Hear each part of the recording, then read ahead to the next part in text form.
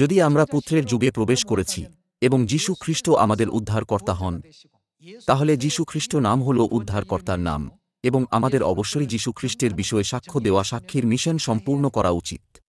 কেন? কারণ পিতার যুগ শেষ হয়ে গেছে। এর মানে যে পিতার যুগের সীমা ও সীমাবদ্ধতা ছিল। তাহলে পুত্রের যুগে যীশু খ্রিস্ট উদ্ধারকর্তা হিসাবে এই পৃথিবীতে আসার পর উদ্ধারকর্তার নাম হল যীশু। যীশুর নামে বাপ্তিস্ম দেওয়া ও প্রার্থনা করা উচিত,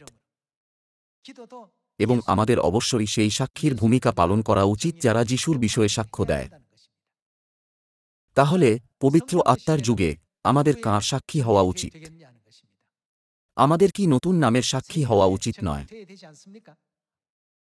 এটা জিহোবার নাম নয়, যিশুর নাম নয়, কিন্তু পবিত্র আত্মার নাম। যিশুর নতুন নাম অবশ্যই উদ্ধারকর্তার নাম হিসাবে প্রকট হওয়া উচিত।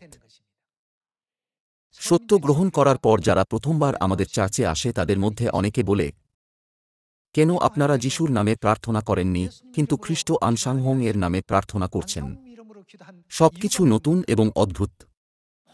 এটা অবশ্যই অপরিচিত অনুভব করায়। পুত্রের যুগে যিহুদিরা কি যিশুকে গ্রহণ করতে ব্যর্থ হয়নি এবং শেষ পর্যন্ত তাঁকে ক্রুশবিদ্ধ করেনি? তারা বলেছিল, যেহোবা ছাড়া আর কোনো উদ্ধারকর্তা নেই। এইভাবে তারা কি সেই উদ্ধারকর্তার উপর বিশ্বাস করতে পেরেছিল যিনি যিশু নামের সাথে এসেছিলেন? যোহন 10 অধ্যায় 30 পদে যিশু বলেছেন, আমি ও পিতা এক, আমি ঈশ্বর। পরিণামস্বরূপ তারা যিশুকে পাথর মারার চেষ্টা করেছিল। তাদের কাজের কল্পনা করুন যখন তারা পাথর তুলেছিল এবং যিশুকে মারার চেষ্টা করেছিল, যা এই যুগে আপনাদের জন্য আলাদা। কেন তারা সেই সময় এরকম করেছিল? যদি আমি সেখানে থাকতাম, আমি তৎক্ষণাৎ বিশ্বাস করতাম, অনেক লোকেরা বলে। তা সত্ত্বেও সকলেই 2000 বছর আগের পরিবেশের মতো একই পরিবেশে বাস করছে। এই সত্য সত্ত্বেও যে ঈশ্বর শরীর ধারণ করে পৃথিবীতে এসেছেন, আমাদের শিক্ষা দিয়েছেন এবং আমাদের সাথে আছেন, লোকেরা ঈশ্বরকে কিভাবে দেখে? যেমন বাইবেল বলে, যদিও এলিয় ও মসীহ এসেছেন, তারা তাদের সাথে যেমন খুশি ব্যবহার করেছে, ঠিক যেমন তারা অচেনা লোকেদের সাথে ব্যবহার করবে। কিন্তু আমাদের কি পিতরের মতো বিশ্বাস রাখা উচিত নয় এবং বলা উচিত নয়, কার কাছে যাব? আপনার কাছে অনন্ত জীবনের বাক্য আছে। তাহলে এই প্রশ্নের বিষয়ে, কেন আপনারা যিশুর নামে প্রার্থনা করেন না, এই বিষয়ে পরীক্ষা করার জন্য আমাদের কিছু সময় নেওয়া দরকার। যিশু এই পৃথিবীতে আসার আগে নোহ, অব্রাহাম, এলিয়ে, ইসহাক এবং যাকবের মতো বিশ্বাসের পূর্বপুরুষরা ছিলেন এবং অনেক বিশ্বাসীরাও ছিলেন। তাহলে আপনাদের কি মনে হয় তারা কি নামে প্রার্থনা করেছিল? এটা যিশুর আসার আগে ছিল। তারা সকলে জিহোবার নামে প্রার্থনা করেছিল। কিন্তু যিশু এই পৃথিবীতে আসার পর লোকেরা যিশুর নামে প্রার্থনা করতে শুরু করেছিল। অতএব যিহুদিরা, যারা জিহোবার নামে প্রার্থনা করত, তারা যিশুর বিশ্বাসীদের বিষয়ে কি চিন্তা করত যখন তারা আরাধনার সময় যিশুর নামে প্রার্থনা করত? তারা নাসরতীয় দলের অংশ। এই পরিপ্রেক্ষিতে যে জিহোবা ছাড়া আর কোনো ঈশ্বর নেই, তাদের কাছে যিশুর নামে প্রার্থনা করা কতই না অদ্ভুত এবং অস্বাভাবিক লেগেছিল। কিন্তু এই সমস্ত কিছু কি বাইবেলে এবং নবীদের শিক্ষায় ব্যাখ্যা করা নেই? এছাড়াও ঈশ্বর কি নিজে তাদের এই সত্য শিক্ষা দেওয়ার জন্য এই পৃথিবীতে আসেননি? তাহলে আসুন গীতসংহিতা 116 অধ্যায়ের দ্বারা তার আগের পরিস্থিতি দেখি। আসুন 4 পদ দেখি।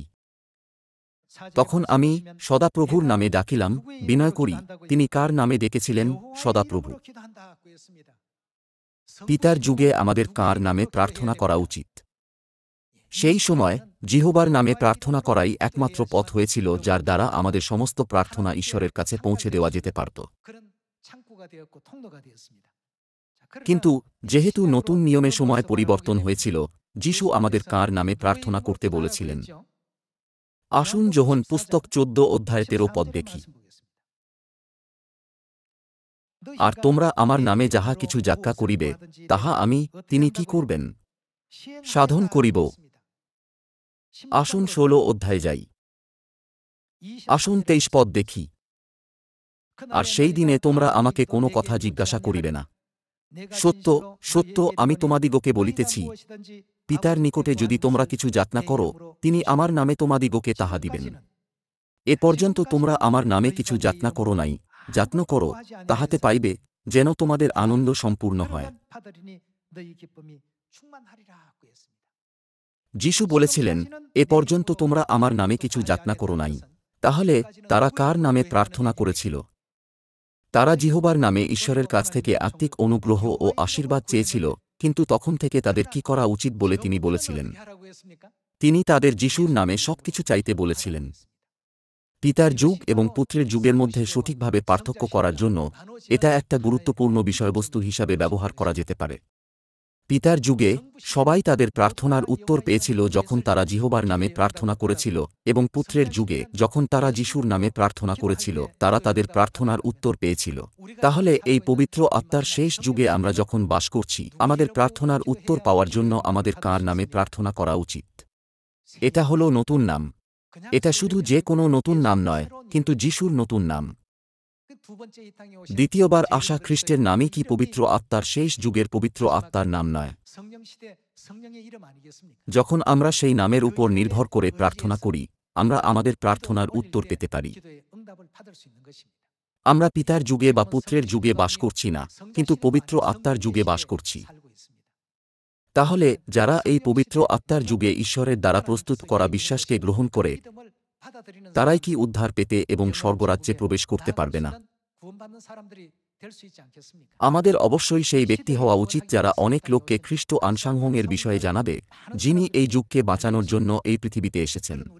এর দ্বারা আমি উপদেশ সমাপ্ত করি। আপনাদের ধন্যবাদ।